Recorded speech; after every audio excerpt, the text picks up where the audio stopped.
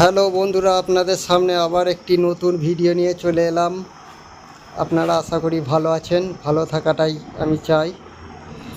তো আপনাদেরকে বলতে চাই, সংসার জীবনে খরচাটা একটু সামলে রাখবেন, ফালতু খরচা করবেন না। কারণ দৈনন্দিন জিনিসের দাম যেভাবে বাড়ছে, তাতে করে সংসার চালানো গরিব মানুষের পক্ষে খুবই কষ্টকর ব্যাপার হয়ে দাঁড়াবে।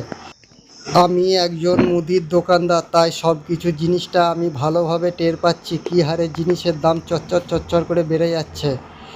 তাই বলি, একটু খরচাটা সামলে করবেন, ফিজুল পয়সা খরচা করবেন না, তাতে ভবিষ্যতে দুর্দিনে কাজে আসবে। আর পরিমাণ মতো মাল নেওয়ার চেষ্টা করবেন, খাবার নষ্ট করবেন না।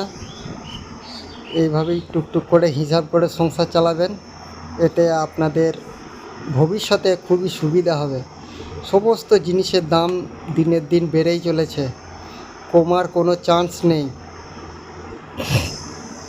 বন্ধুরা, বাড়িতে একটু সবজি চাষ করবেন, এতেও আপনাদের সংসারে অনেক উপকার আসবে। আর ভালোভাবে থাকার চেষ্টা করবেন, সামনে দুঃখের দিন আসতে চলেছে। আর আপনাদেরকে দেখাই, এবছর গরু কুরবানি দেওয়া নিষিদ্ধ, তাই আমরা একটি খাসি কিনেছি।